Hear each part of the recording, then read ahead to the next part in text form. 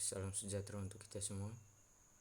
Sebelum masuk ke materi, saya akan perkenalkan nama saya Antonius Gida Andris, NIM 21011500020, kelas A semester 2, Prodi Pendiskesrek, mata kuliah Teori Belajar Motorik. Di sini saya akan menjelaskan hasil rangkuman saya, materi unsur-unsur pendukung gerakan yang terampil. A. Keterampilan gerak. 1. Konsep gerakan tubuh manusia. Gerakan manusia dipelajari secara cermat di dalam kinesiologi dan beberapa cabang ilmu dari kinesiologi, yaitu biomekanika, kinematika. Kinesiologi mempelajari gerakan manusia dari sudut pandang ilmu fisika. Di dalamnya terdapat analisis muskuloskeletal, gerakan manusia berdasarkan prinsip-prinsip dan hukum mekanika. Catherine F. Wells dan Catherine Lutkes 1976. Konsep tentang gerakan manusia tidak lepas dari konsep tentang gerakan pada umumnya. Gerakan adalah aksi atau proses perubahan letak atau posisi ditinjau dari suatu titik tertentu sebagai pedomannya. Dari pengertian tersebut, dapat dijelaskan bahwa suatu gerakan bisa diketahui apabila ada titik tertentu yang digunakan sebagai petunjuk. Konsep tentang gerakan selalu berhubungan dengan konsep tentang ruang, gaya, dan waktu. Di dalam konsep ruang dikenal adanya arah, yaitu kanan, kiri, depan, belakang, atas, dan bawah. Selain itu, dikenal juga adanya jarak, yaitu dekat, agak jauh, dan jauh. Dalam konsep gaya berbicara tentang pengaruh. Gaya yang berpengaruh adalah gaya internal dan eksternal.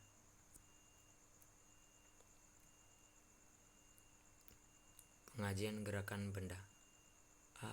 Gerakan ditinjau dari segi mekanis.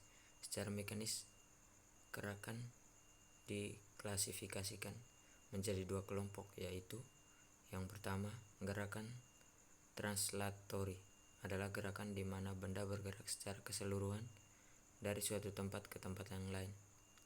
Misalnya gerakan bola yang ditendang. Apabila bola yang ditendang itu tidak berputar dan gerakannya lurus, maka gerakannya disebut gerakan terklinir atau bisa disebut linier. Sedangkan apabila bola itu jalannya melengkung, maka gerakannya disebut gerakan kurviliner. 2. Gerakan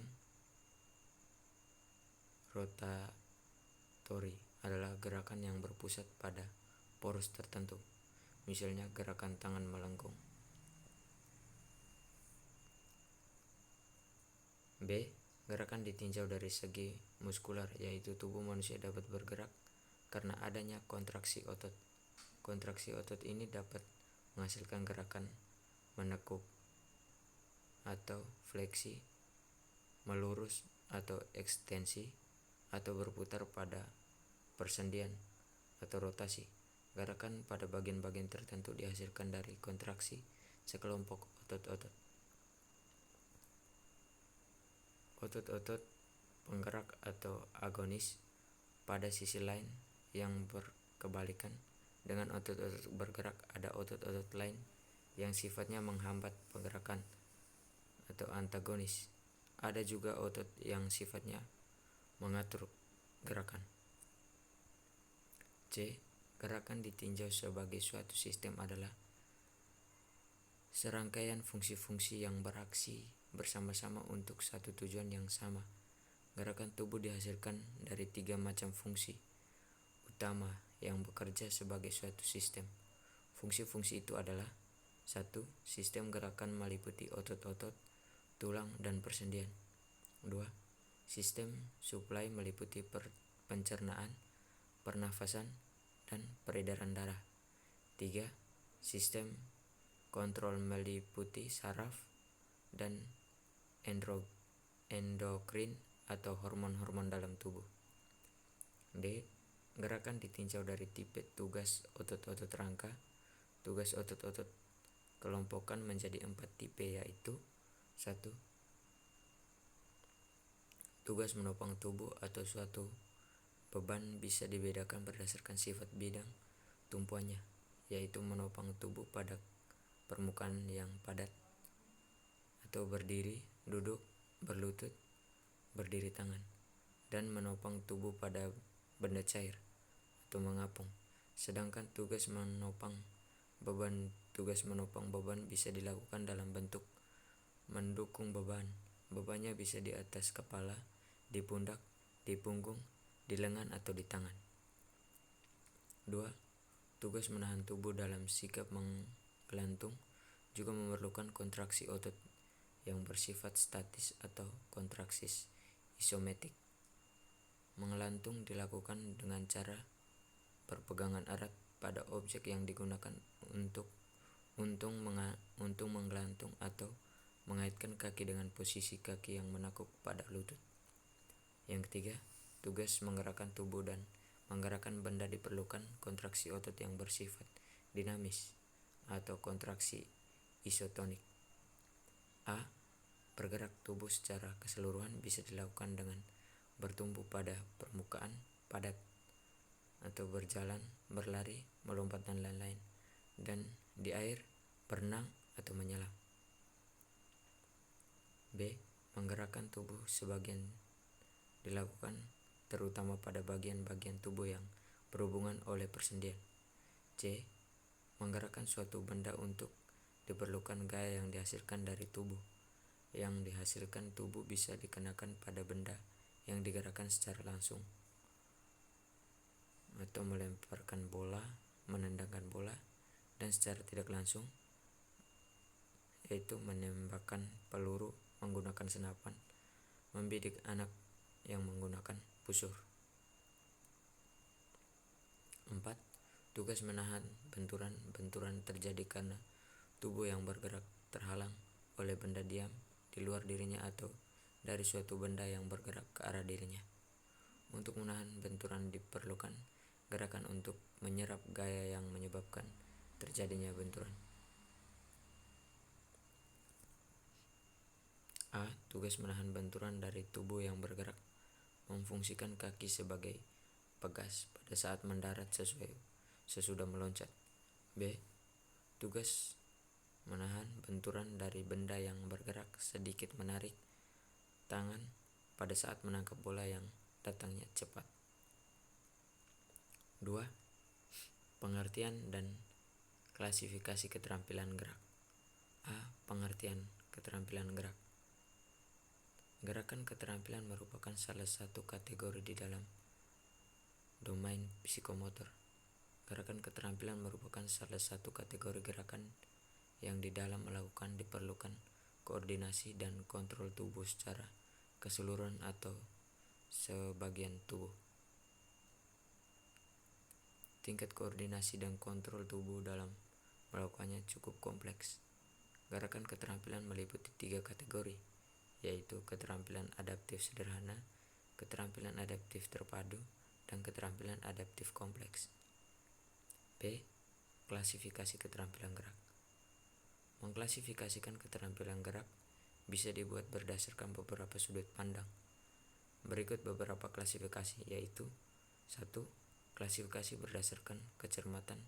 Gerakan bisa ditentukan antara lain oleh jenis otot-otot yang terlibat. Ada gerakan yang melibatkan otot-otot besar, ada yang melibatkan otot-otot halus. Keterampilan gerak dapat dikategorikan menjadi 2, yaitu keterampilan gerak agal atau gross motor skill dan keterampilan gerak halus atau fine motor skill. 2.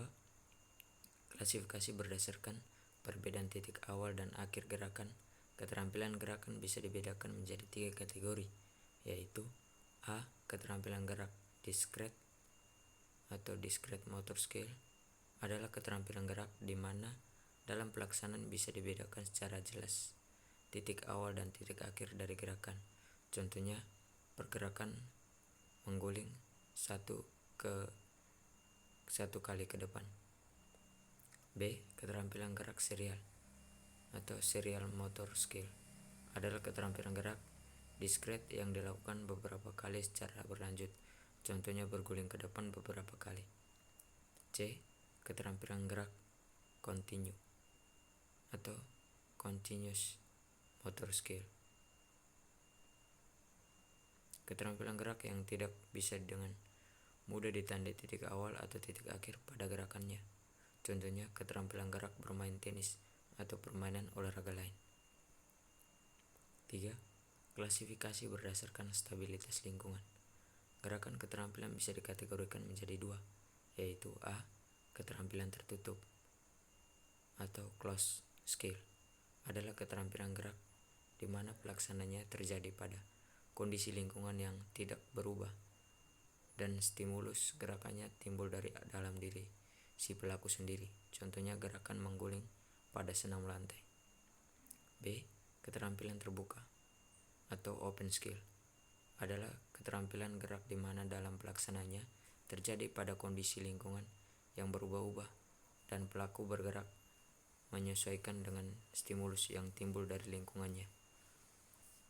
Perubahan kondisi lingkungan bisa bersifat temporal dan bisa bersifat spasias. Contohnya gerakan tubuh memukul bola dan melambungkan. B. Unsur-unsur pendukung gerakan yang terampil. Mengenai berbagai unsur kemampuan atau kondisi yang diperlukan untuk mendukung gerakan yang efisien, yang diadakan fungsi fisik, mental, dan emosional bisa dijelaskan sebagai berikut. 1. Unsur kemampuan fisik merupakan sarana utama untuk melakukan gerakan kondisi fisik yang baik dan menghasilkan gerakan yang efisien.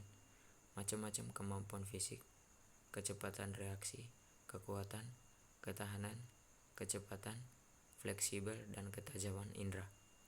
2. Unsur kemampuan mental adalah pikiran yang berarti kemampuan untuk berpikir dan kemampuan imajinasi. Kemampuan mental juga berpengaruh terhadap kemungkinan terciptanya gerakan yang efisien. Berikut adalah kemampuan yang diperlukan untuk mendukung terciptanya gerak.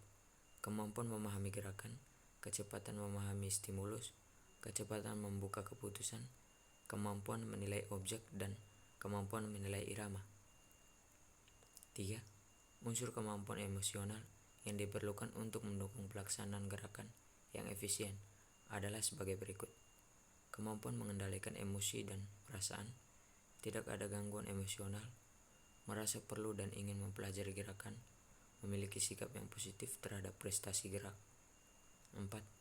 Organisasi unsur-unsur pendukung gerakan yang terampil di dalam berbagai gerakan. Semua sistem tubuh difungsikan melalui sistem saraf untuk menghasilkan kontrol tubuh pada saat melakukan gerakan. Kontrol tubuh ada 3 macam, yaitu kontrol keseimbangan, kontrol ketepatan waktu berbuat, dan kontrol muskular. Kesimpulan, gerakan dikatakan efisien apabila gerakan-gerakan yang terkoordinasi dengan baik dikombinasikan untuk menghasilkan gerakan yang diperlukan untuk menyelesaikan tugas tertentu dan manfaatnya dengan perolehan nilai yang tinggi dan arah yang baik dan menggunakan tenaga sekecil mungkin. Sekian dan terima kasih. Inilah hasil kerja tugas. Semoga bisa bermanfaat.